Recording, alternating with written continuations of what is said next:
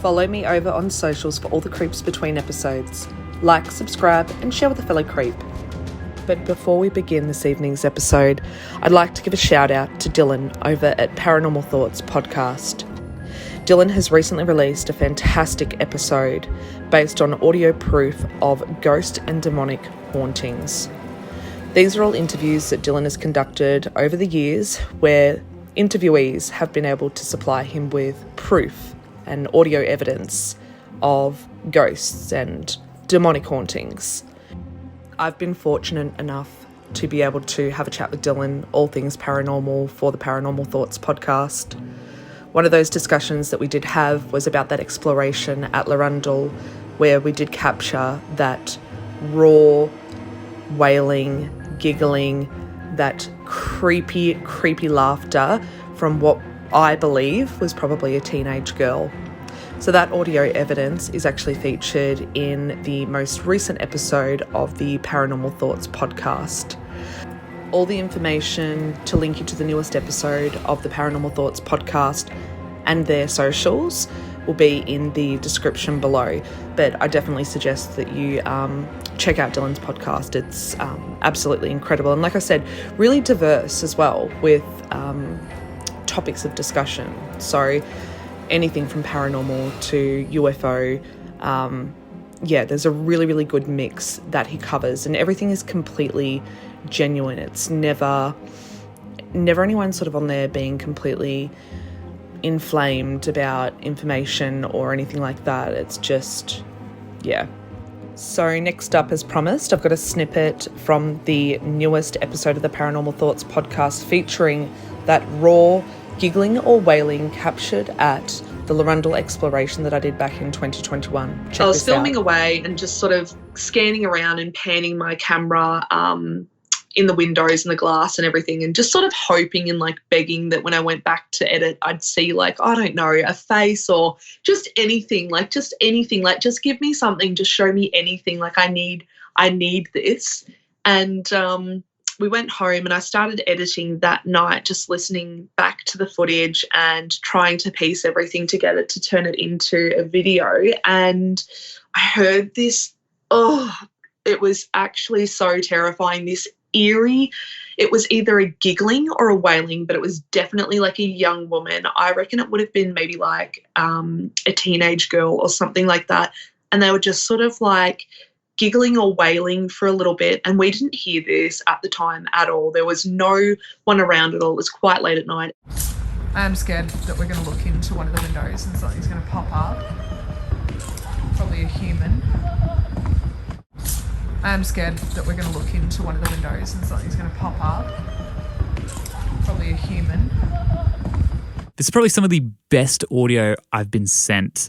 It's really unnerving, and just the fact that, I spoke to Demi for quite some time. I definitely do believe what she's saying, and the fact that she didn't hear it in that moment, it had to, imagine her going home after that night doing some urban exploration and then hearing that voice, hearing that wail, which is quite frightening to begin with, but her not having heard it at the time and going, oh my God, like, what did I just capture?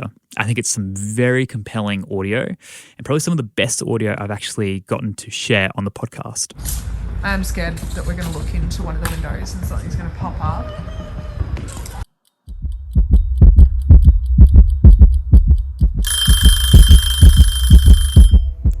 Welcome back, my fellow creeps. Tonight I'm going to be sharing with you some of the creepy paranormal experiences that I myself had encountered at Aradale Lunatic Asylum. You've guessed it, it's finally part 3 of Australia's most haunted series, Aradale Lunatic Asylum. Now, I cannot wait to share with you some of these truly terrifying encounters that occurred to myself at Aradale Lunatic Asylum.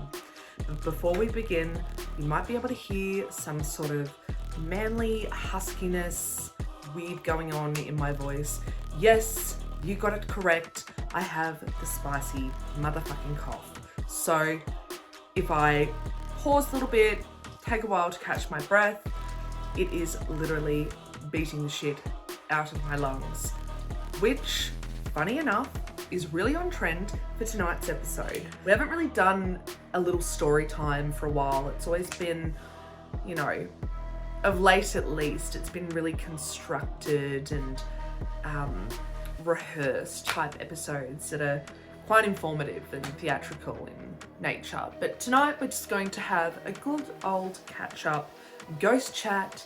So sit back, relax, dim those lights if you dare, and get ready for all the creeps this episode has to offer. So I want to take you through what it's like to arrive at Aradale Lunatic Asylum. So you've got this really long gravel driveway that feels like it goes for a million miles. Trees lining the driveway, you'll see it in episode number 1. And imagine that at dark, when there is no light whatsoever. You're in a rural area. There's literally nothing around Aradale at all. And it's pitch black driving up this driveway, lined with trees, gravel. And I couldn't even imagine back in the day being a patient driving up that driveway, not having a clue what your fate was going to be once you arrived at the top of that hill. So of course the sheer darkness and isolation of Aradale is enough to make you feel on edge. Any sort of darkness and isolation gives you a sense of unfamiliarness and, you know, not knowing what is in the darkness or who is in the darkness. So you've got that already sitting with you before you even enter into the historical building. Now, the first place that you enter at Aradale is the museum, which I believe used to be the administrative building when it was actually operational. A big archway, and as soon as you step through that door, there is power to the building, so the building is lit up, but as soon as you step through that door, it's like a whack of thick air takes your breath away.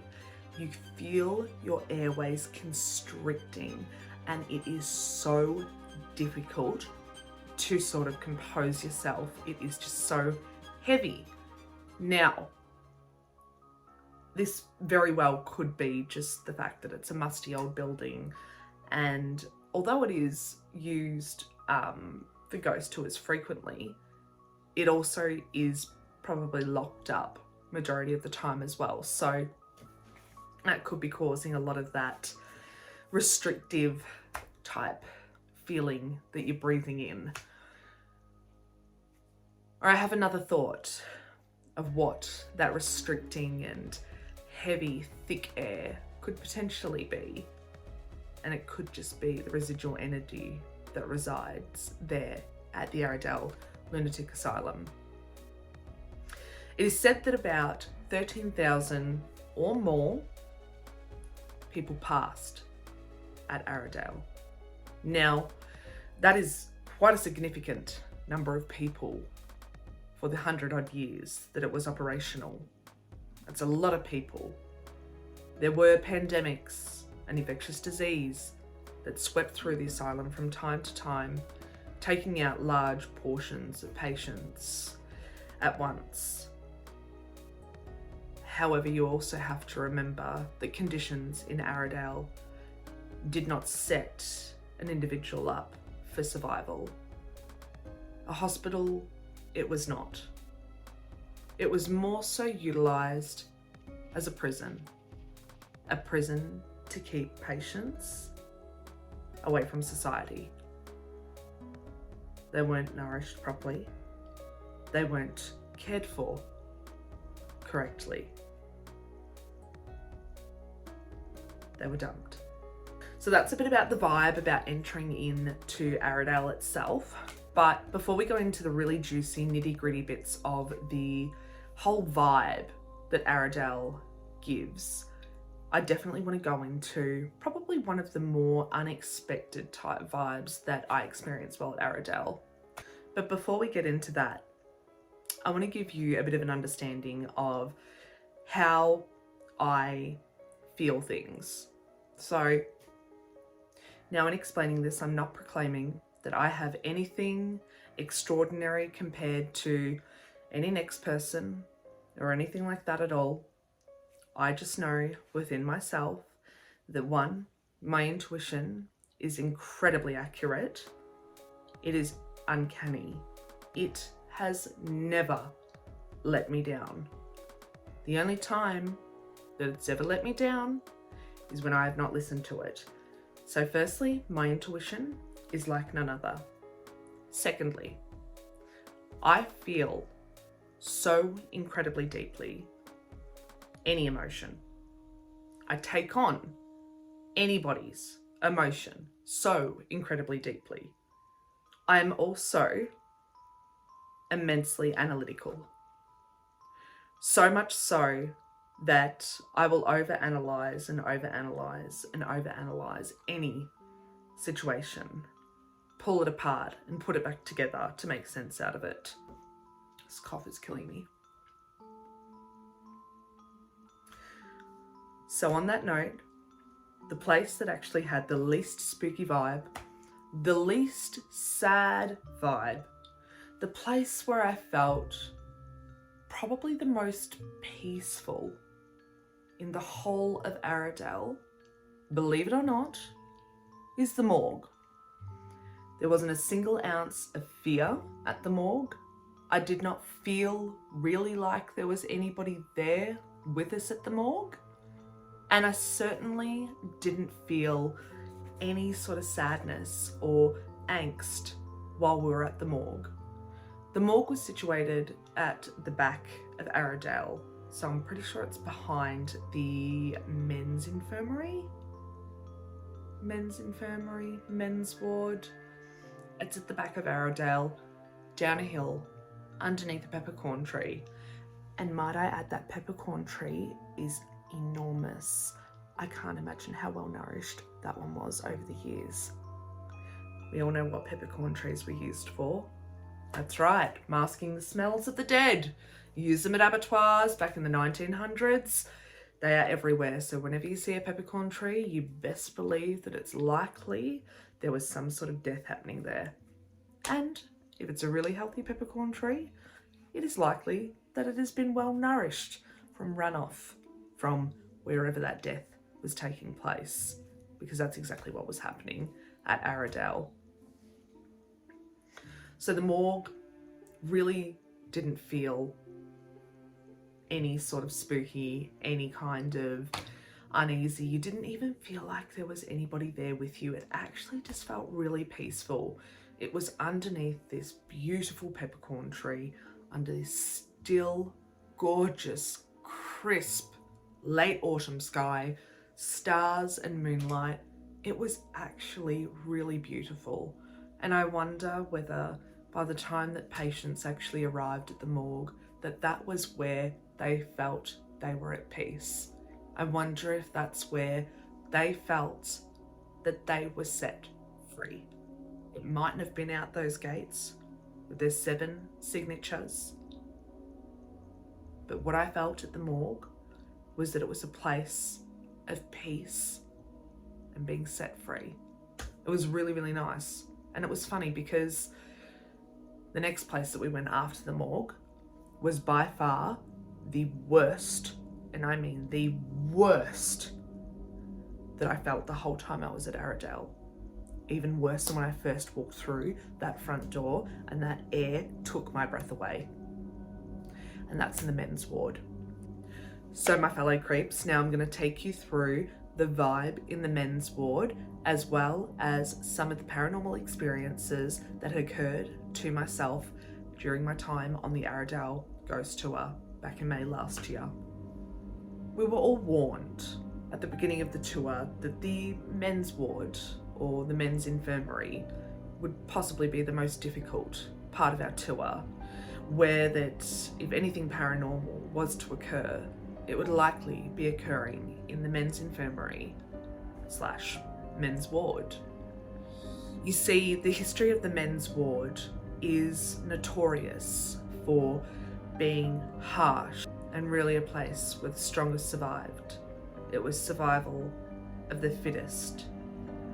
Now, to gain an understanding of the emotion that's held within those walls at the men's infirmary, survival of the fittest, because there were criminals, there were patients, and there were also children, all housed within the men's ward.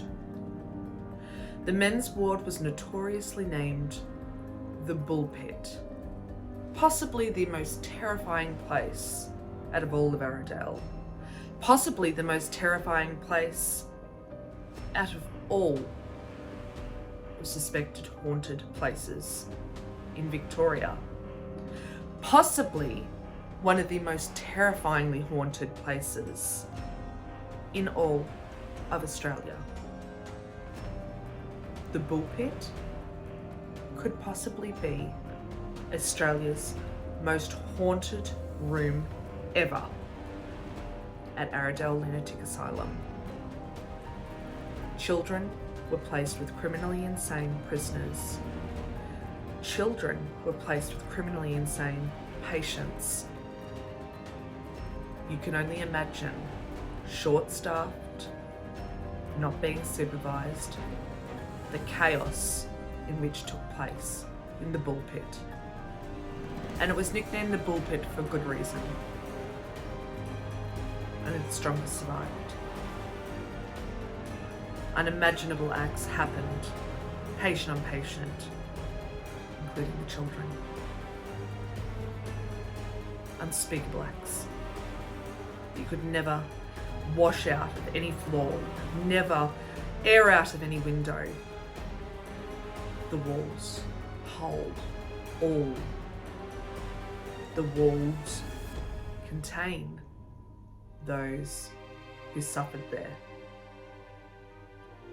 Those who suffered there, they want their stories told. The ones who inflicted the suffering on those that are stuck there.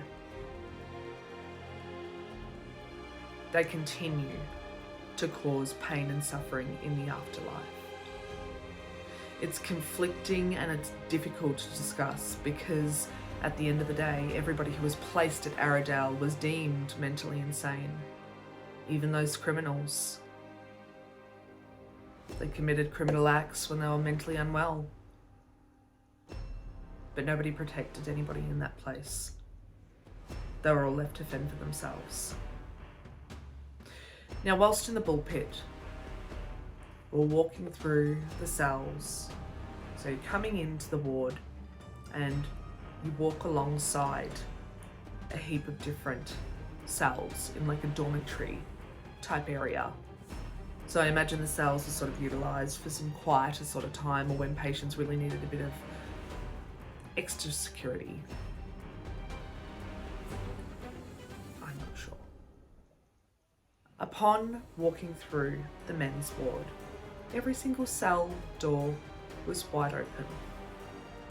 We would look inside and continue on our way to the Bull Pit. Just one thing. When we came back through the dormitory of the men's ward, all the cell doors were now closed. This is our first paranormal experience and one of the most common occurrences that people experience at Aradale on the ghost tours, on the paranormal investigations. Any exploration of Aradale, people are experiencing the same phenomenon. Someone is closing the cell doors behind everybody. Now, I assumed that we had a secondary tour guide with us who was following us along the way and shutting the cell doors. It looked to be that of a taller man. He was wearing all black and wearing a hat. So of course, naturally I assumed that this tall man wearing all black and a hat was one of the tour guides. I assumed that he was part of the group and just didn't have an introduction. Maybe he joined the group a little bit later. This man wearing all black and the hat was nobody part of our tour group. I'd physically seen him with my own naked eyes shut those cell doors. And I said to the tour guide, I said to her at the end of the tour, who was the other tour guide with us shutting all the cell doors? And she said nobody was with us. Nobody was shutting those cell doors. But he's seen often. I never got any further information as to who in particular that person was, but it was confirmed that that person is no longer living. They were a ghost. They were a spirit. They looked like you and I in the shadows. No different. So that was the first paranormal experience that I'd encountered on the Aradale ghost tours. And you know, at night, it doesn't really make any sense to you at the time because everything is so heightened, and you take some time to go away and think about it and try and make sense and logic of it all, and then you suddenly realise that there is no sense that you can make out of it. It simply is what it is. Somebody who was following us, repeating the same tasks perhaps that they were doing in their living life while they were here with us on Earth. So we're walking down to the treatment room. The treatment room of the bull pit was this huge recreational hall with a few partitions for beds, really large windows. Actually, the windows were, it was so ironic, they were beautiful. The windows were large, the moonlight was shining in, you could see the stars. It was overlooking the town of Ararat. The whole town, like, it just looked beautiful, and it felt so lonely. You felt so far away, yet the town was so close. It was cruel. It was there, but just out of reach. You could touch it, but you couldn't be a part of it. Further to this cruelty, there were lots and lots of marks on the floor where it looked like there had been something bolted down to the floor. The tour guide began to explain that where we were currently standing was where they used to perform electroshock therapy.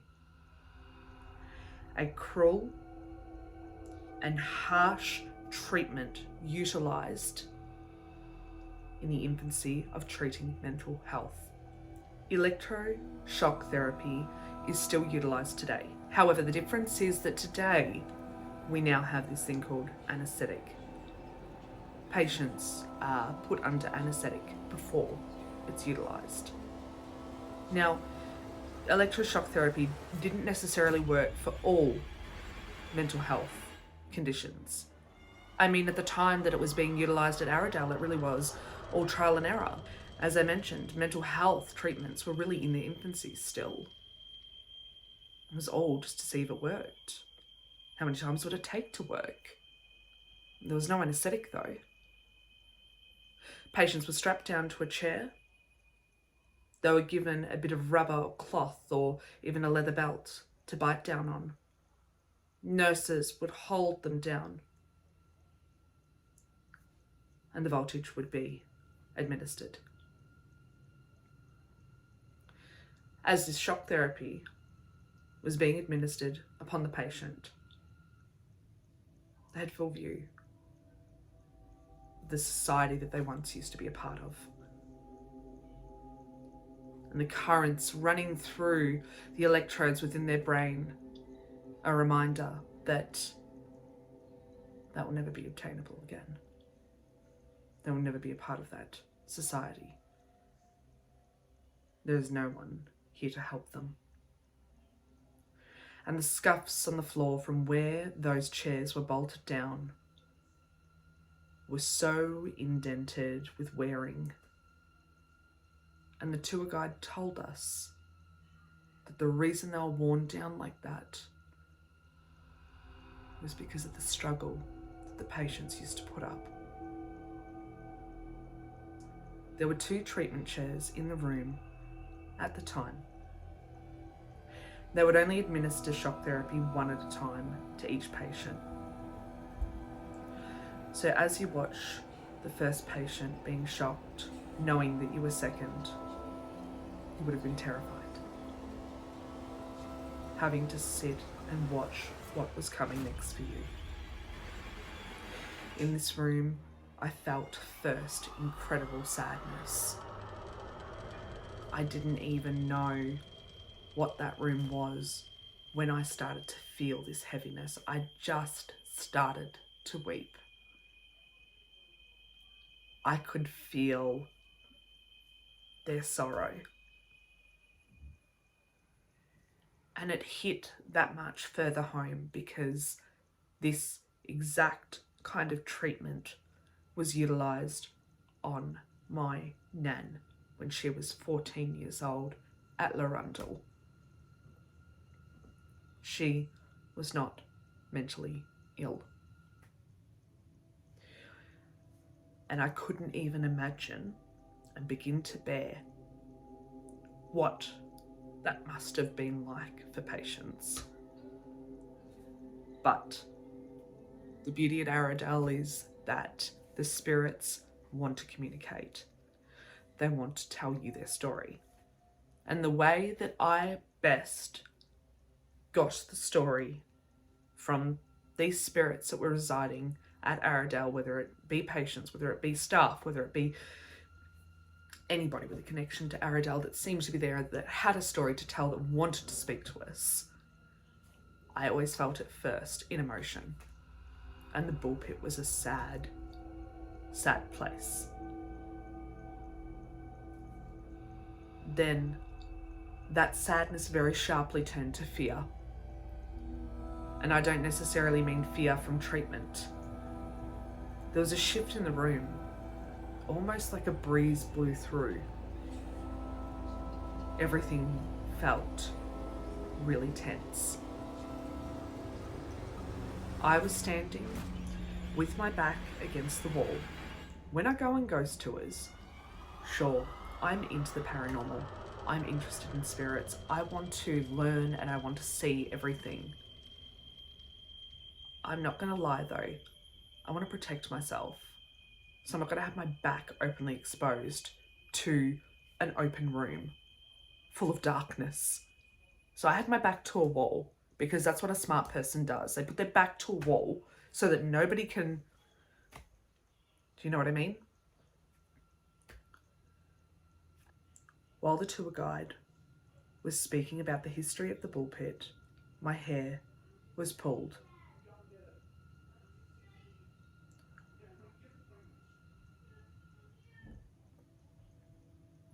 While the tour guide was talking about the history of the bull pit, my hair was pulled. I don't mean questionably pulled, undeniably pulled. It went like this. It was pulled backwards. There was nobody next to me. There was nobody behind me. I was backed up against the wall. I quickly checked the wall to make sure that I wasn't getting caught on any hooking or decor or anything of the sorts. I was also really paranoid that I could have had a spider in my hair because I really don't like spiders. There was nothing there. I was obviously rattled because I'd had this shift in emotion from feeling quite sad to intensely terrified. And then the hair pulling. I quickly jumped in front of my friend I was on the tour with at the time, so my back was to her, almost like she was protecting me. My hair was pulled again, and this time with such force that it hurt my neck. I have never been more terrified in my life. I was so frightened. I didn't say anything until after the tour, but I was trying to make sense out of the whole instance. The entire tour, there's got to be an explanation. It cannot be that, because believing that was so terrifying for me that it was out of the question while I was still at Aradale. After my hair was pulled in the bull pit, my emotions then changed to anger. I'd never been so angry and frustrated at what these patients had to go through. My heart broke for them, and I could feel their anger and them just wanting to just make it known that this isn't the way. And that's the message that I got from the whole of Aradale, was a lot of regret, a lot of warning, a lot of begging for somebody to listen, that this was not the way. And I'm not sure whether they understand that it's no longer operational, because there's still people here. I know it's not the same things happening, but sometimes with residual energy, they're on a clockwork type time lap. They just go around and around and around on a time loop. We're coming in and out. They don't know whether we're patients. They don't know whether we're staff. Some of them don't even really understand that they're dead because they're just stuck. The majority of which, I will admit, are intelligent spirits at Aradale wanting to communicate. But a lot of them just don't have the understanding that they can pass over, they can move on, and they're stuck. Repeat, repeat, repeat, repeat. So until their work is done, they're stuck on this loop. So all I get when I go to Aradale is that it's just warning, warning, warning, warning.